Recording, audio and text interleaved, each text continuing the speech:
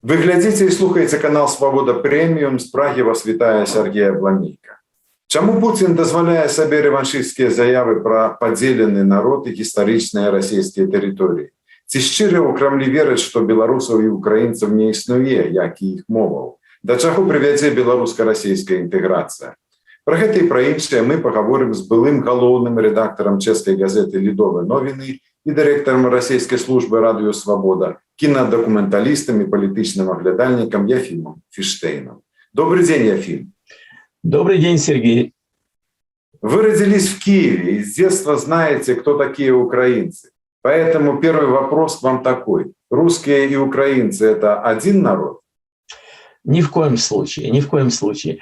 Вообще попытка делить по этнической какой-то общей черте нации, народы, это явный 19 век. Это какие-то отголоски времен, когда само понятие «нация» зарождалось именно в том качестве, в каком это понятие сформулировали немецкие романтики.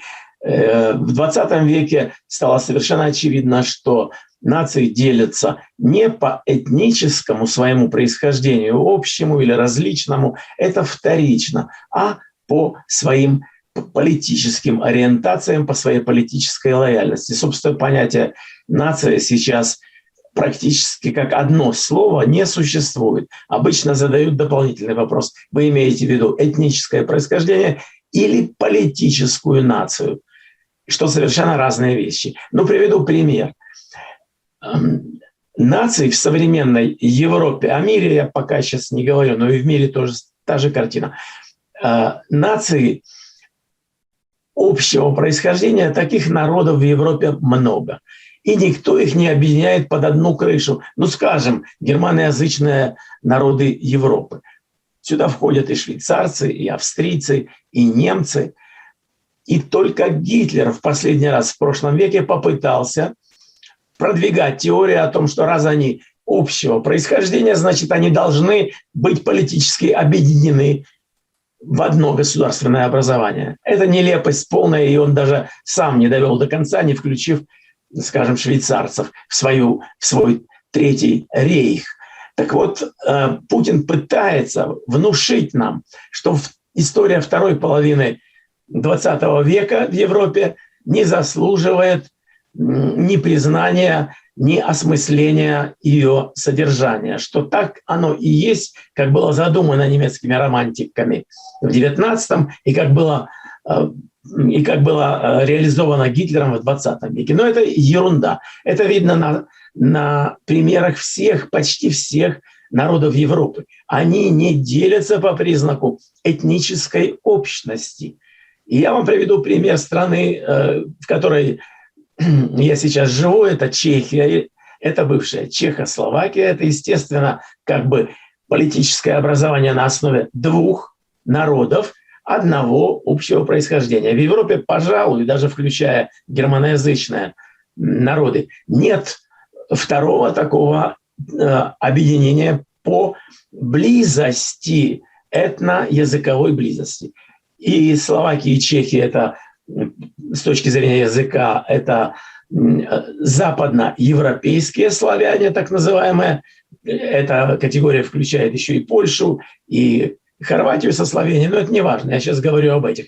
Но когда эти два народа поняли, что они достаточно цивилизованы и развиты для того, чтобы попытаться жить отдельно, не возникло никакой гражданской войны. И на стороне Чехии не возникло вообще ни одного сумасбродного или полностью сумасшедшего политика, который бы утверждал, но мы же из одного корня. Да, замечательно. Чехия и Словакия настолько близки, что они понимают друг друга, как говорится, с полуслова. И всегда здесь было равенство этих двух языков.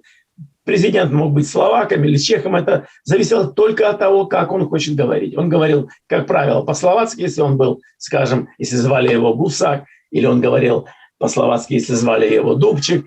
С другой стороны, последующие президенты могли говорить по-чешски или по-словацки. Это никого не волнует. В армии офицер отдавал приказ по-словацки или по-чешски, солдаты его понимали. Так вот, даже такая степень близости не дала основания никакому, я прошу прощения за грубое слово, никакому идиоту требовать единства и государственного. И только сейчас Путин пытается доказать, что раз восточнославянские народы происходят из одного корня, кстати, из того же, что и западнославянские, тут разница, как говорится, в 500 километров может быть, то значит, им суждено быть в одном государственном образовании.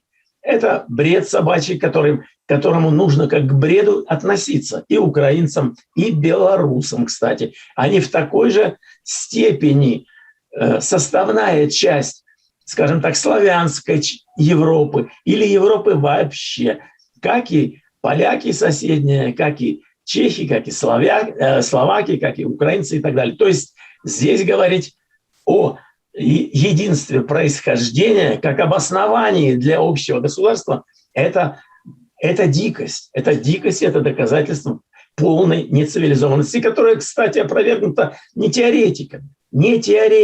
Она опровергнута всей практикой расхождения, разрыв государственного единства между словаками и чехами, как и раньше, между сербами и хорватами, как и между другими, между германскими какими-то княжествами, где какое-то мельчайшее княжество, там типа Лихтенштейна, могло удержаться, Люксембург мог остаться, хотя отнести к ним эту предпосылку, мы же из одного корня. Ну и что?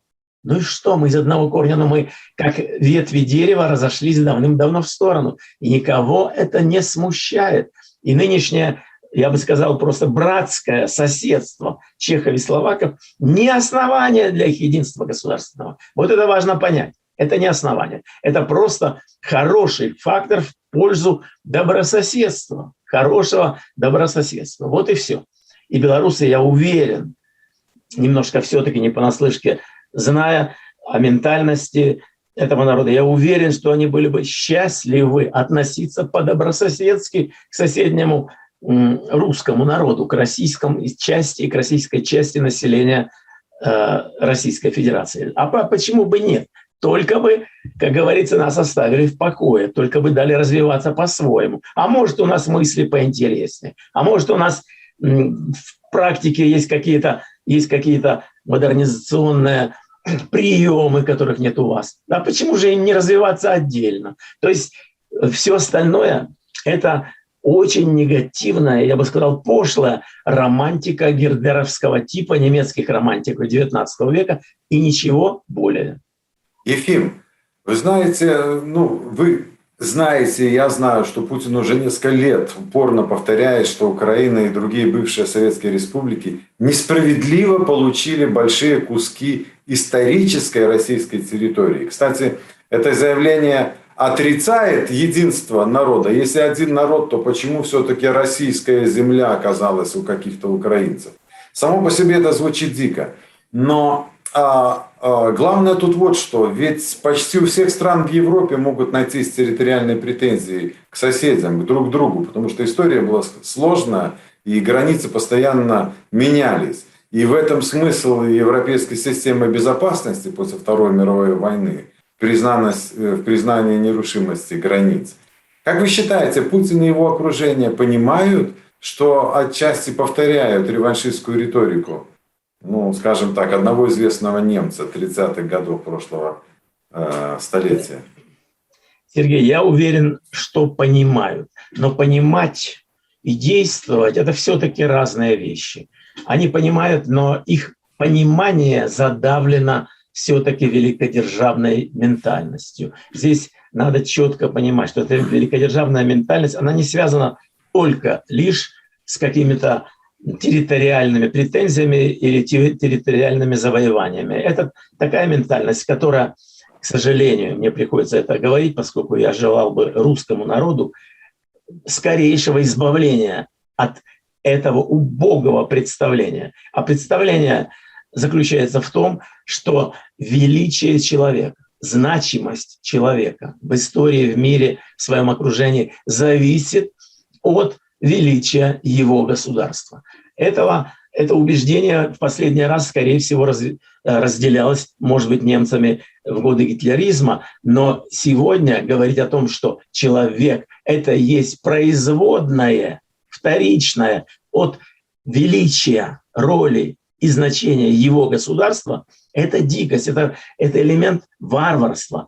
И Путин не может не понимать, но вести себя по-другому. Его заставляет вот именно эта особенность российского менталитета. То есть стремление сделать человека бесплатным придатком государству. И этот человек рожден и воспитан в представлении, что бы я значил, я, Иванов, Петров, Сидоров, это же блоха, это мелочь, которую можно и не заметить, мелкая тварь дрожащая.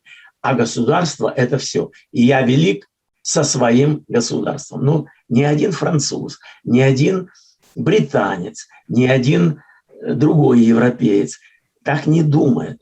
Он не представляет себе, зная всю историю величия своего государства, ну разве Британия, на территории которой никогда не заходило солнце, повелительница морей и океанов. Разве Британия не была великой? Была.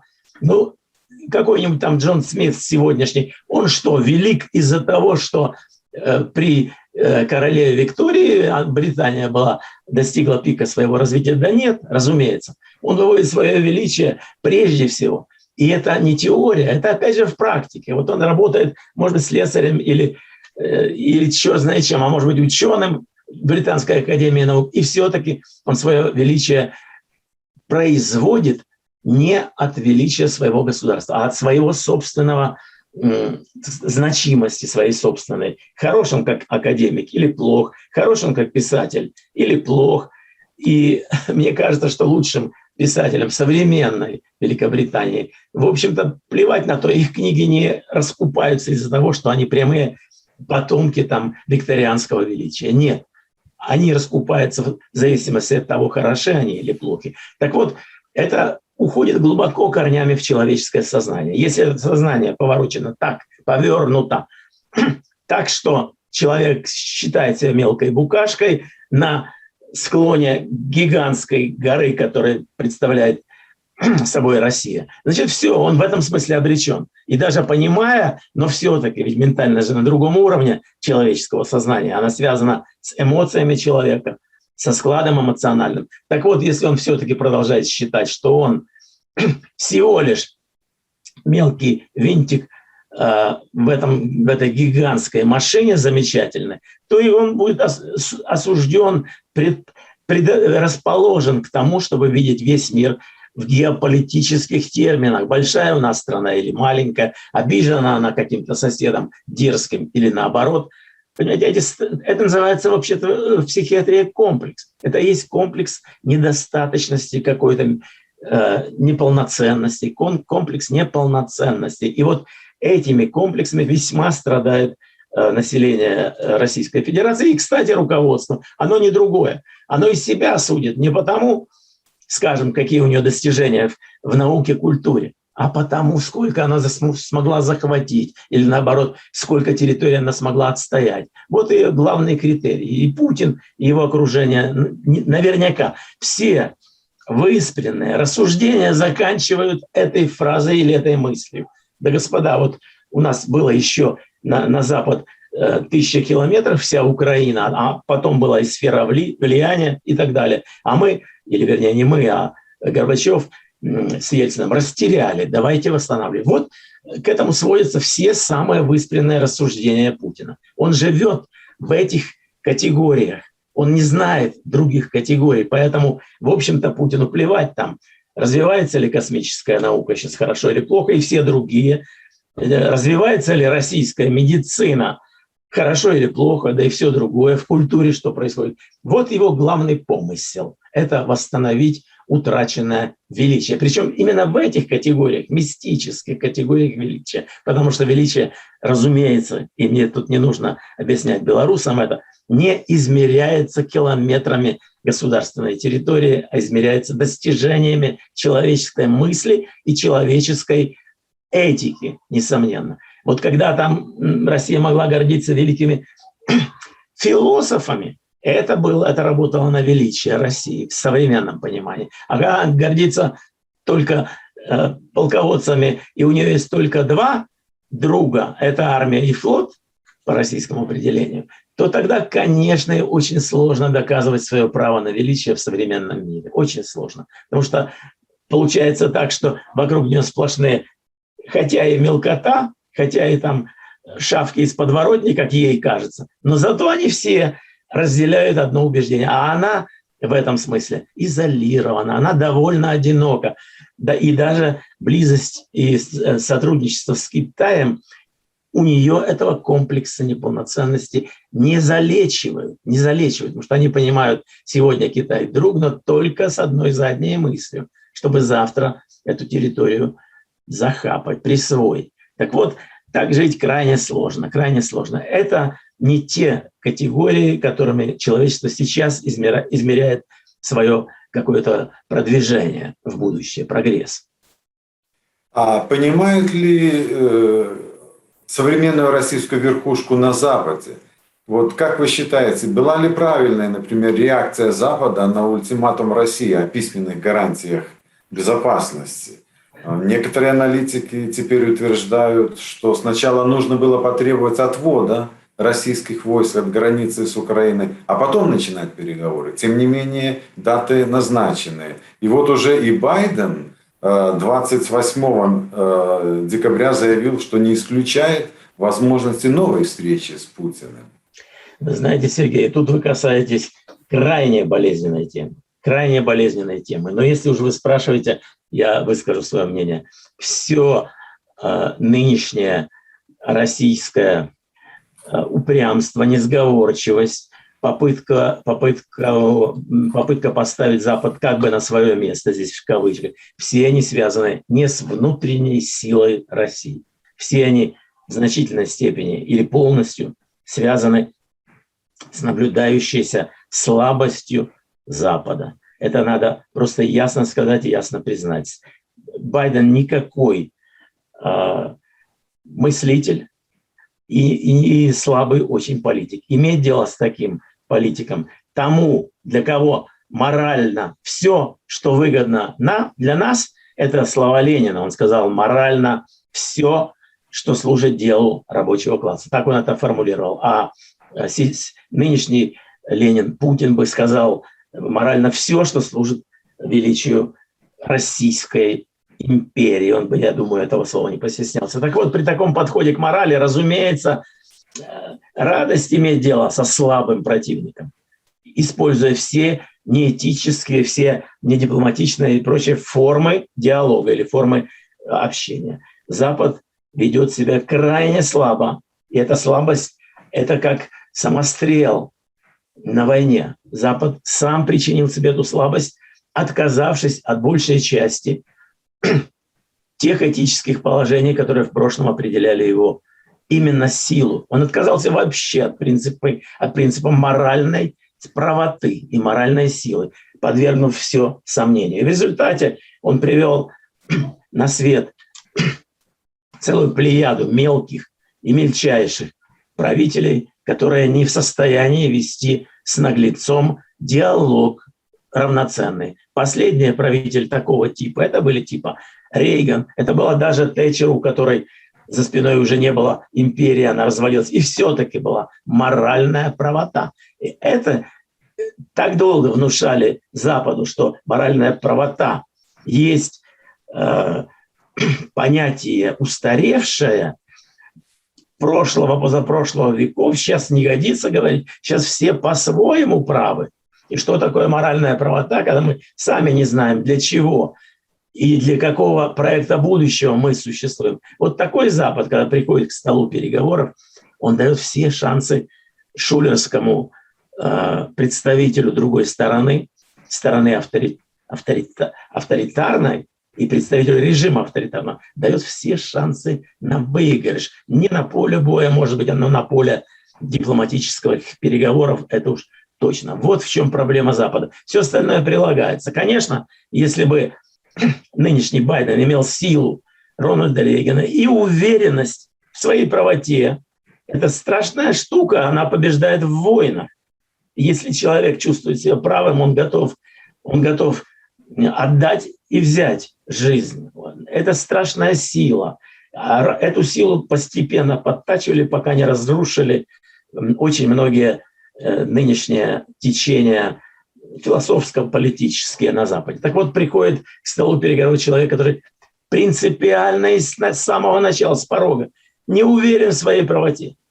Он скорее готов признать правоту противоположной стороны. То есть он уже не с позиции силы приходит. И так с таким человеком легко играть. И в этом слабость Запада. Разумеется, он мог сказать, начнем с чистого стола, давайте вы войска от границы отводите, давайте вы перестаете играть роль метрополии в колонизаторских отношениях с Белоруссией, которую сейчас Россия считает просто своим, скажем так, полем предстоящего боя, да, то есть со всеми рисками, которые вытекают из такой позиции, стратегической позиции России для белорусов.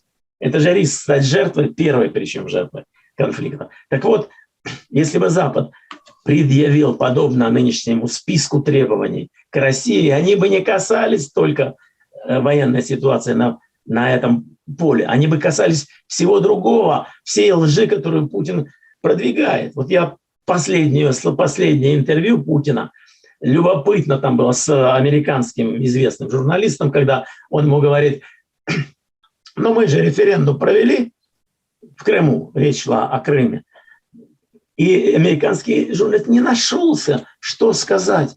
А ведь мог бы сказать много, он мог бы сказать, простите, но международное право не признает референдума, который проходит в ситуации оккупации, когда сначала страна оккупирована, причем не какими-то там внутренними, а зелеными человечками, просто российскими войсками. Сначала оккупирована, а потом референдум. Это что? Это разве дипломатическая академия, чтобы в такие игры играть? Американский журналист мог сказать, простите, немцы вошли в Австрию, а буквально через пару дней устроили референдум, по которому 99,90 там хрен десятых проголосовали за аншлюз. Приняло международное сообщество такой тип референдума? Не приняло. Сказала, что нельзя сначала оккупировать, а потом проводить референдум. Потому что получается, что все австрийские жители, как один человек, да, голосовали за аншлюз, в том числе австрийские евреи, хорваты, словенцы и прочие меньшинства. Они что, голосовали за аншлюз? Это же бред собачий, в это никто поверить не может. Но Путину этот американский журналист ничего такого не сказал, потому что ему в голову не приходит, что такие референдумы просто по международному праву признаются недействительными, несостоявшимися, нулевыми, да? Они аннулируются просто с самого начала. И тогда можно вести разговор, при каких условиях и при каком международном наблюдении можно проводить подобные референдумы. И уж во всяком случае. А ведь речь идет о конкретных землях, сейчас скажем о Восточной Украине. Они говорят, мы проведем референдум, российские войска будут оставаться там, а украинцы, изгнанные с этих земель, они не получат доступа на референдум. Так что же это за волеизъявление? Да такое путинское. Но это надо иметь внутреннюю силу и уверенность в своей правоте, чтобы сразу дать по рукам. И сказать, господин президент, вы врете. Вы ведете себя как Гитлер в Австрии. Аншлюз не признан никем. И не был признан, кстати, тогда уже. Повторяю, сознание собственной правоты. А на лице этого американского журналиста я видел готовность признать правоту Путина. У него же своя правота. Он же тоже не хочет, чтобы что? Надо додумать мысль, чтобы что? Чтобы Россию оккупировали какие-то там белорусы, украинцы. Да никто ее не собирается оккупировать, как говорит, своего добра хватает. Зачем?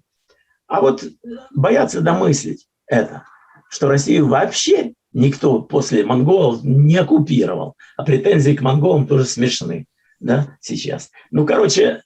Вот проблема Запада. Его слабость при любых переговорах с Россией и вообще при любом политическом действии по отношению к России. А надо было бы, чтобы на месте этой слабости была сила. Но сила же не приговорами какими-то и ворожбой. Сила, она то ли есть, то ли ее нету. И в этом можно винить только Запад. Еще вопрос о Беларуси. Вы вспоминали сейчас отношение Путина к Беларуси. Действительно, у Путина к Беларуси нет территориальных претензий. потому что он, видимо, считает всю Беларусь исторической российской территорией. Ну вот, политологи сегодня высказывают разные мнения о возможном аншлюсе Беларуси. Одни говорят, что России это не нужно, достаточно военного сотрудничества и контроля над экономикой, а другие считают, что аншлюс нужен, будет и произойдет ближе к 2024 году. Что вы думаете об этом? Чем закончится и так называемая интеграция Беларуси и России? Я сначала напомню о том, что и Советский Союз признавал как бы независимость Белоруссии и других союзных республик. На бумаге она была, эта независимость. На бумаге была автономия полная, и даже в случае Белоруссии и Украины, и даже государственное представительство на уровне Организации Объединенных Наций. Но это же была чистая фикция. И вот работать с Западом на основании фикций, фиктивных устройств, это милое дело. Это придумал Сталин, а может быть и до него. Цари давали какую-то там автономию. Сейчас мне не хочется переходить на исторические вопросы. Но это была фикция. Никакой независимости у Беларуси не было. Вот это идеал Путина, и к этому он стремится. Это будет на бумаге по-прежнему две республики. Может быть, он несколько снизит уровень автономности. Может быть, назначаться будут каким-то образом президенты из Москвы, что они сейчас, в принципе, могли бы назначаться уже. Нельзя считать Лукашенко самостоятельным правителем. Так вот, Кремль сделает все для того, чтобы были гарантии не отсоединения Беларуси. Если у него эти гарантии будут, ему совершенно все равно, как это будет называться. Союз братских народов, союз республик, там, я не знаю, двуединство славянских народов или триединства. Ну, одним словом, все механизмы политические будут свидетельствовать о полной зависимости, а названия их будут как бы свидетельствовать о некой автономии, об уровне автономии. Ему не нужно, Путину, называть это сейчас просто Русской Федерацией. Ему это просто ни к чему совершенно. Наоборот, создание фиктивного двуединого государства ему очень важно. Это же он хотел бы сделать с Украиной. И с Украиной. Там тоже, даже если бы ему удалось Украину под себя подмять, то он все равно оставил бы фикцию некой бумажной независимости, при том, что она никак не подкреплялась бы реальными механизмами политическими, выборными механизмами, приходом своих лидеров и прочее, прочее. Все это сейчас Путин уже рисковать не будет, игрой в демократию он рисковать не будет. Белоруссию Путин на самом серьезе полном считает тоже территорией России, исторической территорией России, хотя кто там и кто ему вообще дает право так полагать. Белоруссия какими-то частями всегда была составной частью Запада. И тут сейчас взвешивать, в какой степени, это все равно, что по отношению к Украине взвешивать, где кончается западное, где начинается восточное и прочее, и прочее. Есть такое государство,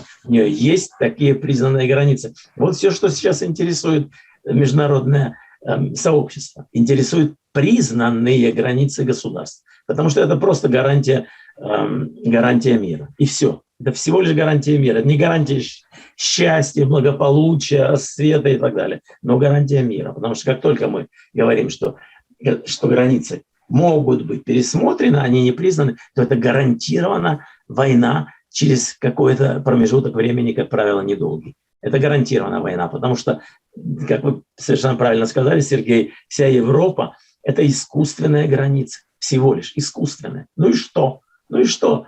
Эти искусственные границы, если их не признать, могут меняться. Поэтому все апелляции, все эти заклинания, что здесь была когда-то Россия, ничего ровным счетом не значит. Да, когда-то, может быть, была Россия, а когда-то, может быть, в России была Монголия. Ну и что?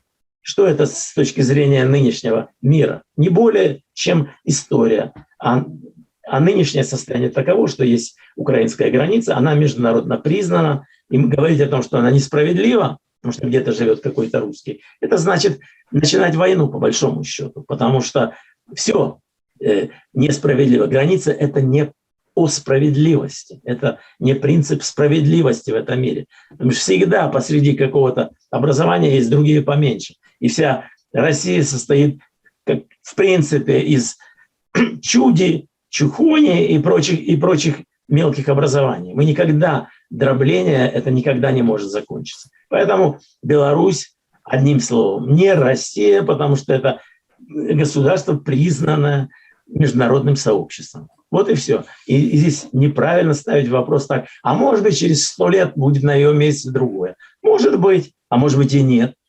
Понимаете, здесь вопрос никогда не решен окончательно, но всегда висит угроза войны.